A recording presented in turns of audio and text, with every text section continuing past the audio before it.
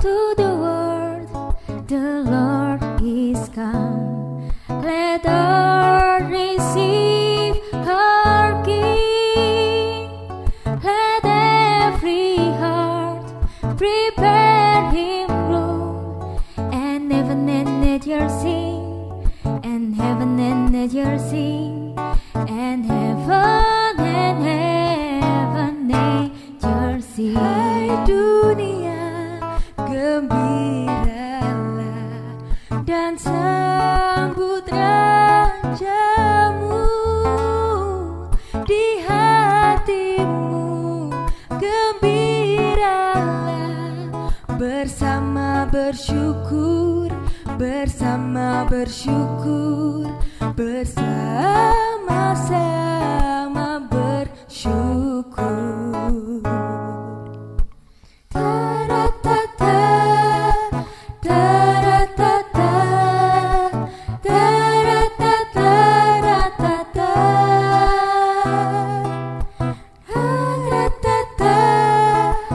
taratata, taratata, taratata.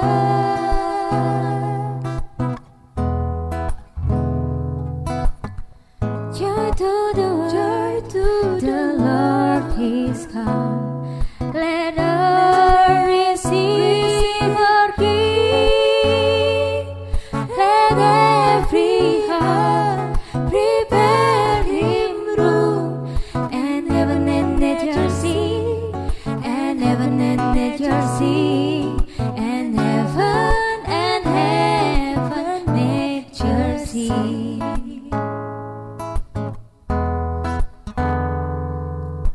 Hai dunia, gembiralah dan sambut rajamu. Di hatimu gembiralah, bersama bersyukur, bersama bersyukur, bersama-sama bersyukur.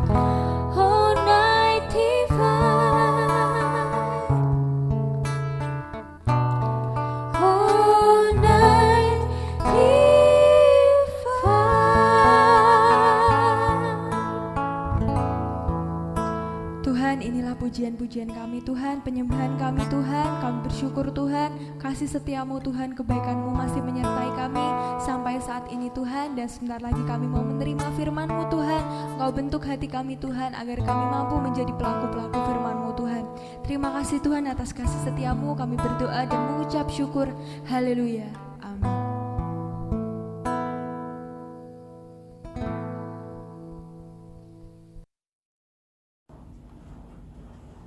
Shalom, selamat Natal buat jemaat Tuhan dimanapun berada. Hari ini kita akan mendengarkan firman Tuhan yang terdapat di dalam Injil Lukas, pasal 19 ayat yang ke-10. Demikian firman Tuhan. Sebab anak manusia datang untuk mencari dan menyelamatkan yang hilang. Saudara, kelahiran Tuhan Yesus ke dalam dunia ini mempunyai tujuan yang sangat mulia, yaitu untuk mencari dan menyelamatkan yang hilang. Siapakah orang-orang yang terhilang itu? Pada saat ini kita akan mempelajarinya sejenak. Yesus hidup di zaman, di saat itu di Palestina terjadi banyak diskriminasi. Diskriminasi yang pertama adalah orang-orang di sana sangat tidak suka kepada anak-anak kecil. Anak-anak kecil tidak dihargai. Mereka menganggap anak kecil ini adalah kaum rendahan, sama seperti budak. Karena itu tidak heran ada sebuah peristiwa di mana ketika anak-anak kecil datang untuk bertemu dengan Tuhan Yesus, tetapi para murid malah marah-marah dan mengusir anak-anak itu. Itu wajar karena orang-orang pada zaman itu memang nggak suka sama anak-anak.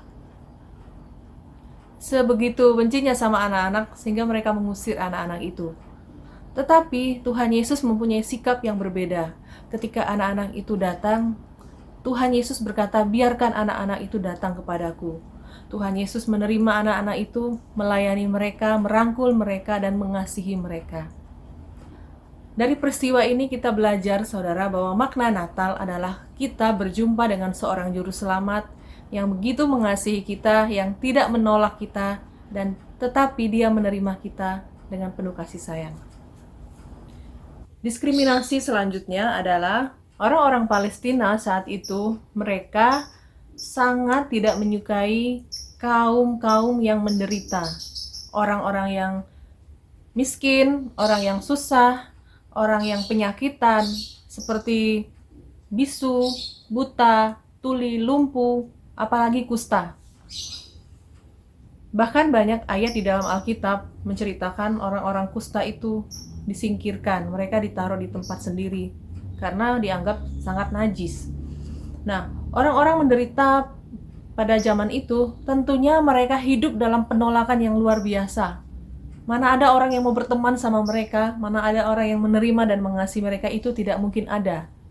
Kehadiran Tuhan Yesus saat itu, kedatangan Tuhan ke dalam dunia, di saat mulai pelayanan, Tuhan Yesus memberikan sebuah teladan dan sikap yang sangat bertolak belakang dengan orang-orang saat itu.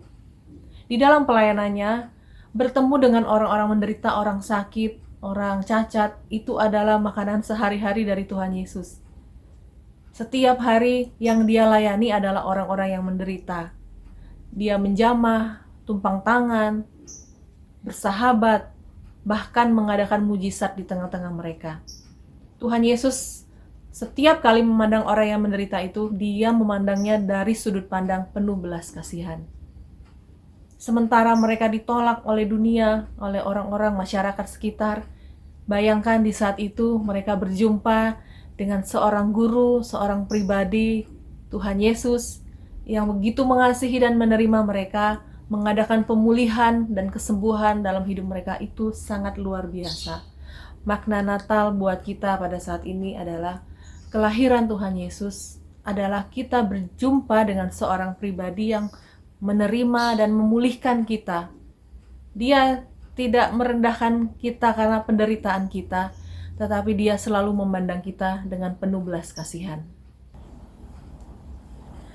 Diskriminasi selanjutnya adalah tentang pekerjaan. Masyarakat di Palestina saat itu tidak menyukai beberapa jenis pekerjaan. Saya akan bahas satu aja. Mereka sangat tidak suka dengan orang yang bekerja sebagai pemungut cukai atau pajak atau rentenir.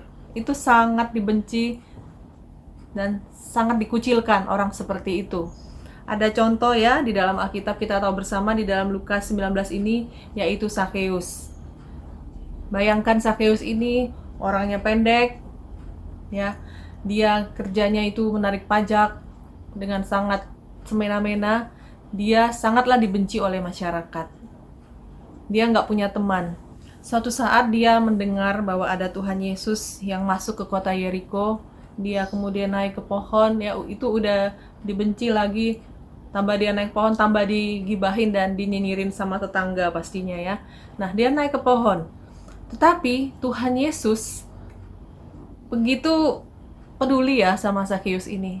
Tuhan Yesus itu di tengah kesibukannya sempat-sempatnya melihat ke atas pohon, suruh dia turun dan bilang, "Ayo turun ya, aku mau mampir ke rumahmu. Aku mau main ke rumahmu, mau ngobrol, ya mau ngopi-ngopi dan sebagainya." Tuhan Yesus menunjukkan bahwa dia mau dekat dengan Zakheus. Dia mau bersahabat dengan Zakheus ini. Sementara mungkin Zakheusnya sendiri udah bertahun-tahun tidak ada orang yang mau jadi temannya. Udah bertahun-tahun ya sendiri aja di rumah. Udah terbiasa mungkin dia dikucilkan. Saat itu dia bertemu dengan seorang pribadi yang bahkan mau datang ke rumahnya. Kita melihat kedatangan Tuhan Yesus mungkin adalah kedatangan yang pertama sepanjang hidupnya, karena itu dia langsung berubah saat itu. Sukacita yang besar dia alami di hatinya, sehingga ada perubahan yang besar saat itu juga. Dia bilang kepada Tuhan, "Aku mau ganti semua yang pernah aku ambil dari orang, aku ganti." Bahkan firman Tuhan bilang, "Setengah dari milikku akan kuberikan kepada orang miskin." Itu adalah pemulihan yang luar biasa, perubahan dalam waktu yang sangat singkat. Saudara yang dikasih oleh Tuhan, makna Natal buat kita adalah mari kita berjumpa dengan pribadi Tuhan Yesus. Dia sanggup mengubah hidup kita, tidak butuh waktu lama, cepat kalau Tuhan mengubah, asal kita mau menerima Dia dengan sukacita. Diskriminasi selanjutnya adalah orang-orang pada masa itu sangat tidak menghargai yang namanya perempuan atau wanita. Wanita sangat didiskriminasi, sangat dibedakan. Seandainya terjadi sebuah kasus, terjadi sebuah masalah yang besar, dan saksinya itu adalah wanita, perempuan, dan mereka bersaksi, kesaksiannya dianggap tidak benar, tidak didengarkan. Bayangkan, perkataan wanita saat itu tidak didengarkan, tidak dianggap.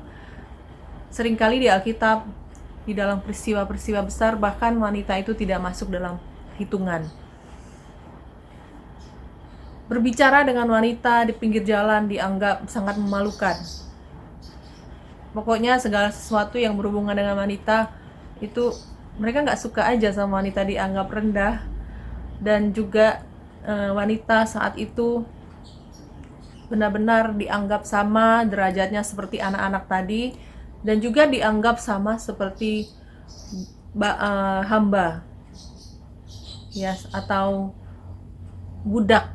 Hamba atau budak itu wanita dianggap setara dengan itu. Saya lanjut diskriminasi selanjutnya, yaitu diskriminasi terhadap ras. Orang-orang Yahudi saat itu tidak suka kepada orang-orang non-Yahudi. Salah satunya yang paling menonjol di Alkitab yaitu orang Samaria. Mereka sangat membenci orang Samaria ini. Mereka menganggap orang Samaria ini penuh dosa, kotor, ya, tidak sama dengan Yahudi yang dikit-dikit cuci tangan. Orang Samaria ini enggak gitu. Itu contoh kecil aja.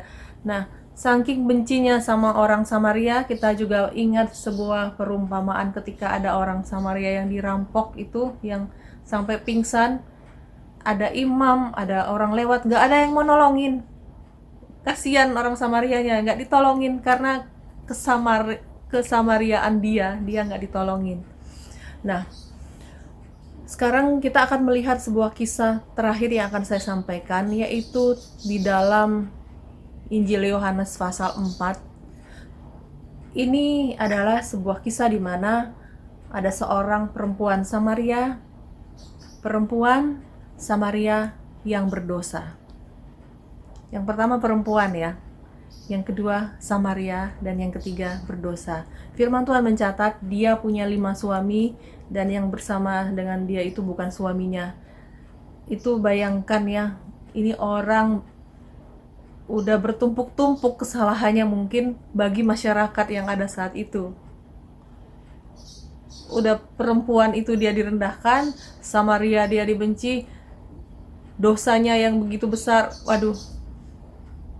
Nggak bisa dibayangkan betapa dia hidup dalam penolakan, dikucilkan, dibenci mungkin ya, begitu rupa. Sehingga dia itu memilih mengambil air di sumur pun mengambilnya siang-siang bolong. Kenapa? Karena dia tuh udah capek mungkin ya. Udah capek dinyinyirin, diomongin orang. Dikata-katain orang tuh udah lelah. Saudara yang dikasih oleh Tuhan, tetapi kita tahu bersama di dalam cerita ini, Tuhan Yesus itu malah ngobrol dengan dia. Malah bercakap-cakap dengan dia. Malah menunjukkan bahwa Tuhan Yesus itu gak benci, gak menghakimi dia, gak menyalahkan dia. Tidak sama sekali. Tetapi Tuhan Yesus itu mengatakan perkataan yang benar-benar masuk ke dalam hatinya.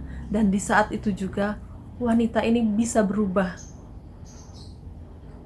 Saat itu juga dia mengatakan dia bertemu dengan air yang hidup. Ya, itu air yang mengalir dalam hidupnya. Itu membuat dia berubah. Setelah itu dia lari-lari, dia pergi ke kampung, dia cerita sama orang-orang. Bisa dibayangkan dulunya dia gak mau ketemu orang, apalagi orang sekampung. Tetapi ketika dia bertemu dengan Tuhan Yesus, dia lari-lari, dia cerita sama semua orang tentang bagaimana Tuhan Yesus menerima dia dan mengubah hidupnya. Saudara yang dikasih oleh Tuhan, bagaimana keadaanmu saat ini? Adakah di antara kita yang selama ini kita merasa direndahkan, seperti anak-anak kecil, seperti perempuan, seperti pekerjaan tadi ya, pemungut cukai? Mungkin banyak di antara kita udah kenyang dengan yang namanya penolakan di dunia ini. Banyak mungkin orang merendahkan kita karena kita tidak cukup kaya untuk mempunyai banyak teman. Banyak mungkin orang tidak menganggap karena pendidikan kita rendah. Banyak mungkin orang hanya melihat dari luar kita aja dan kita ditolak. Perasaan tertolak tuh pasti menyakitkan. Tidak semua orang kuat ditolak. Tetapi peristiwa Natal mengingatkan kita bahwa juru selamat itu datang buat kita. Sementara semua orang menolak, tetapi Tuhan Yesus malah datengin orang-orang yang tertolak itu.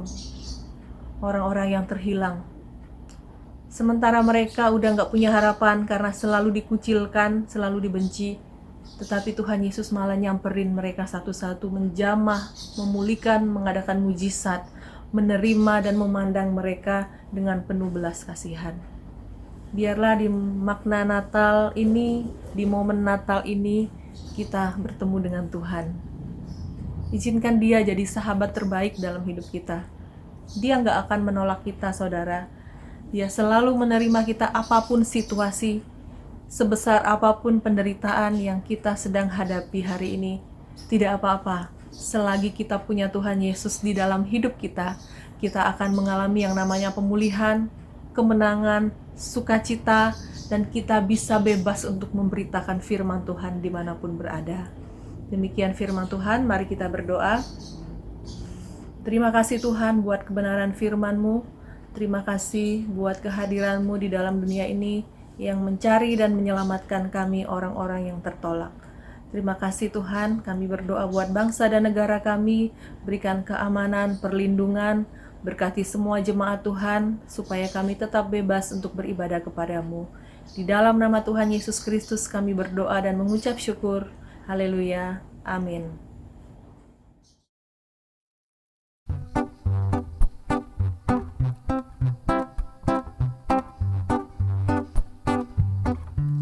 Feliz Navidad. Feliz Navidad, Feliz Navidad, Prospero anno y feliz felicidad. Feliz Navidad. Feliz Navidad. Feliz Navidad. Prospero año y felicidad. I wanna wish you a Merry Christmas. I wanna wish you a Merry Christmas. I wanna wish you a Merry Christmas from the bottom of my heart. I wanna wish you a Merry Christmas. I wanna wish you a Merry Christmas. I wanna wish you a Merry Christmas from the bottom of my heart. I wanna wish you a Merry Christmas from the bottom of my heart. I wanna wish you a Merry Christmas from the bottom of my heart. Merry Christmas and Happy New Year.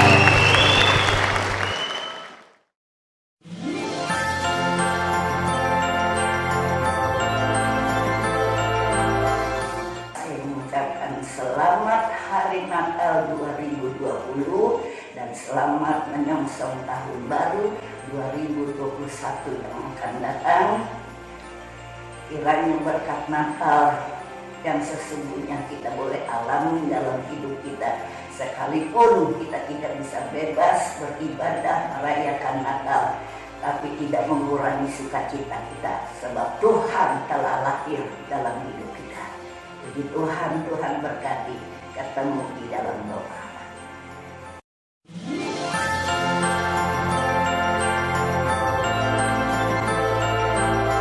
Bapak Ibu, kami sekeluarga mengucapkan selamat Hari Natal dan Tahun Baru.